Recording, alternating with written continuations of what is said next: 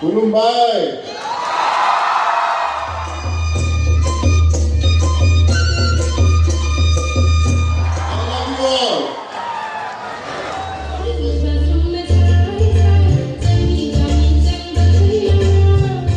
यही कहना चाहूंगा कि मेरा रिश्ता असम से, आप लोगों से, बोडोलैंड से आज के नहीं है, पहले से है।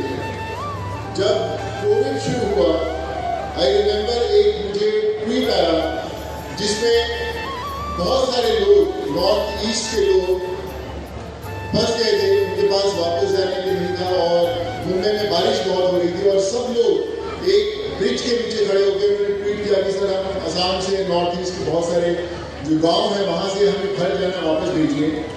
तो मैंने उनके लिए जब कोशिश करना शुरू किया वापस भेजने के लिए, वो डिस्टेंस बहुत था महाराष्ट्र और यहाँ में, तो बड़ा मुश्किल हो रहा था। सो मुझे याद है कि जो दूसरी फ्लाइट मैंने चार्टर की थी, पहले उड़ीसा के लिए की थी, सेकेंड असम के लिए स्पेशल एयरक्राफ्ट बुक किया था उन सबको फ्लाई करने के लिए। और उसमें जो लोग गए वो जाते समय बोले कि सर अगर हम ठीक ठाक वापस पहुँच गए तो हम वापस आपसे मिलने मुंबई जरूर आएंगे।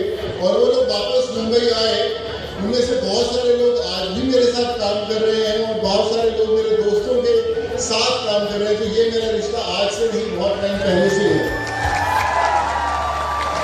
मैं एक इंजीनियर हूँ और एक्टिव बाद में मेरा पहले इंजीनियर हूँ, तो कहीं ना कहीं मेरा रिश्ता जो है वो एजुकेशन के साथ है। और आज जब बोडोलैंड इंटरनेशनल नॉलेज फेस्टिवल की बात कर रहा हूँ तो कुछ ना कुछ नॉलेज जरूर है, इसलिए यहाँ पे खड़ा हूँ। मैं ये कहना चाहता हूँ कि जब भी कोई भी रेवोल्यूशन आता है, चाहे वो लोगों को हेल्प करने में हो, चाहे पीस लाने में हो, चाहे एम्प्लॉयमेंट जनरेट करने में हो, चाहे सोसाइटी को अपलिफ्ट करने में हो, तब कोई एक इंसान आगे खड़ा होता है और वो कहता है कि मैं बदलूंगा। और कई बार बहुत सारे लोग सोचते हैं यार मैं पहले सक्सेसफुल होऊंगा, मैं पहले पैसा बहुत बनाऊंगा, कामयाबी मिलेगी, उसके बाद I want to give back to society. So मैं आपसे कहना चाहता हूँ कि लोगों की मदद करने के लिए, चेंज लाने के लिए पैसा होना, फेमस होना, बहुत सक्सेसफुल होना जरूरी नहीं है। मैं जब लोगों को घर भेज रहा था, मैं करीबन 7.5 लाख माइग्रेंट लोगों के साथ जुड़ा था उनको घर भेजने के लिए। और वो 7.5 लाख लोग, बहुत सारे लोग मेरे ट्रस्ट में, आज भी मेरा फोन नंबर वही है, आज भी लोग जुड़ते हैं। और जब सेकेंड वेव कोविड का आया, जब लोगों को मेडिकल हेल्प की जरूरत थी, इंजेक्शन भिजवाने थे, ऑक्सीजन भिजवाना था, सो ये वो लोग जो 100 रुपए की डेली वेजेस पे थे, 200 रुपीज की डेली वेजेस पे, कईयों के पास काम भी नहीं था, वो बाइसाइकिल्स पर लेकर वो इंजेक्शंस, वो ऑक्सीजन कॉन्सेंट्रेटर्स गांव में गए लोगों की हेल्प करने के लिए। So they became the real saviours.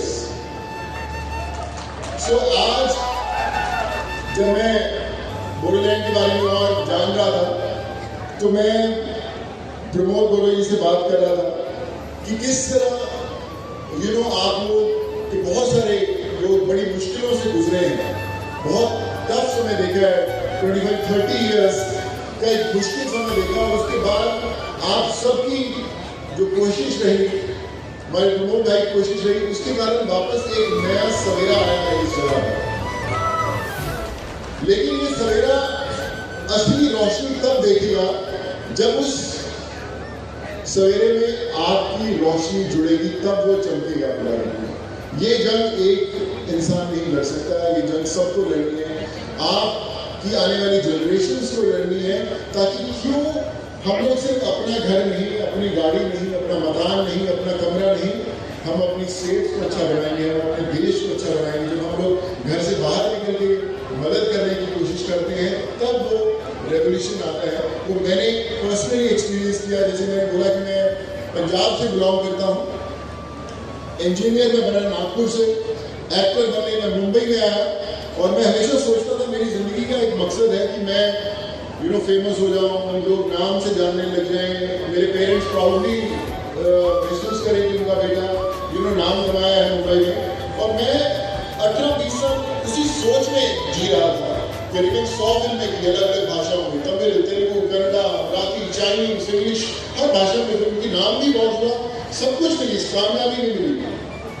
लेकिन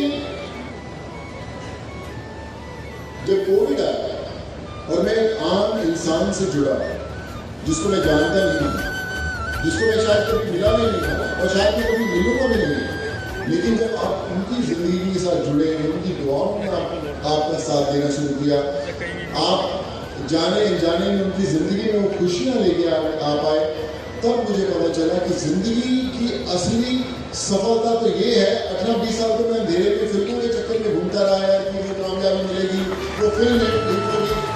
तो विश्वास मानिए, आप 500 करोड़ की फिल्म का हिस्सा बन जाए, 100 करोड़ की, 1000 करोड़ की फिल्म का हिस्सा बन जाए, वो बहुत छोटा लगता है जब आप किसी एक इंसान की जिंदगी बदल सकते हैं, वो बहुत बड़ा है। मैं हमेशा सोचता था कि मेरी लाइफ में मेरे बड़ा इंपॉर्टेंट रोल करना है मुझे, बड़ी बड़ी फिल्में मिली, दबंग मिली, सिनेमा मिली और अवार्ड्स मिले, बड़े सारे अवार्ड्स मिले, लेकिन मैं अपनी सबसे इम्पोर्टेंट किरदार निभाया पाया कोविड के दौरान, जहाँ पे ना लाइट थी, ना कैमरा था, सिर्फ एक्शन था और ऊपर वाला वो फिल्म डायरेक्ट कर रहा था। और आज भी मैं उनसे हर रोज यही प्रे करता हूँ कि ऊपर वाला ये फिल्म डायरेक्ट करता रहे और मैं अपनी जिंदगी की आखिरी सांस तक अपने किरदार निभाता रहूँ, लोगों के साथ जुड़ता रहूँ, जहाँ लोगों की जिंदगी में खुशियाँ लाता रहूँ। और मैं आपको वादा करता हूँ आज इस मंच पर कि आज से जब मैंने नया लोगों को कोविड के दौरान लोगों को मदद करनी शुरू की, तो लोगों ने कहा कि यार अचानक पता नहीं है क्यों कहाँ से उठ के आ गया, लोगों की मदद कर रहा है, देख रहे हैं 1 हफ्ते 10 दिन में बंद हो जाएगा। फिर 1 महीना बीता, फिर 2 महीने बीते, फिर साल बीता, 2 साल बीते और आज भी घर के सामने लोग इसलिए आते हैं क्योंकि लोग को उम्मीद है कि शायद मैं बदल पाऊंगा। मुझे पता नहीं मैं कैसा कर पाता हूँ, मुझे पता नहीं कि मैं कब तक कर पाऊंगा, लेकिन कोशिश जरूर करता रहूँगा। और आज जब मैं आप लोगों के साथ, सब लोगों के साथ जुड़ा हूँ, तो मैं आपसे एक चीज़ का वादा करता हूँ कि मैं प्रमोद बड़ो सर को भी बोला कि मैं आज बोल रहे हैं आसाम नॉर्थ, जहाँ पे जो भी लोग तकलीफ लायक में होंगे, चाहे वो मेडिकल उनको तकलीफ हो, चाहे वो एजुकेशन की तकलीफ हो, आप याद रखें कि सोनू सूद आपके परिवार का हिस्सा है, हमेशा खड़ा मिलेगा।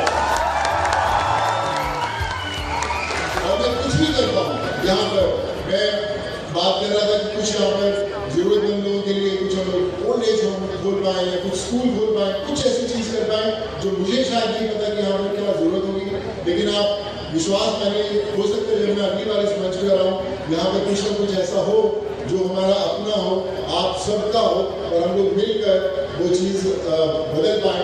और मैं सबसे यही कहना चाहूँगा कि जब आप अच्छा काम करने लगते हैं तो तकलीफें बड़ी बार आती हैं, मुझे भी आई होंगी तकलीफें, लेकिन मेरी माँ हमेशा कहा करती थी कि अगर आपके रास्ते पर स्पीड ब्रेकर नहीं आते तो समझ लेना कि आप सही रास्ते पर नहीं चल रहे, अपनी मंजिल पर नहीं चल रहे, तो स्पीड ब्रेकर से रुकना नहीं, आगे चलते जाना।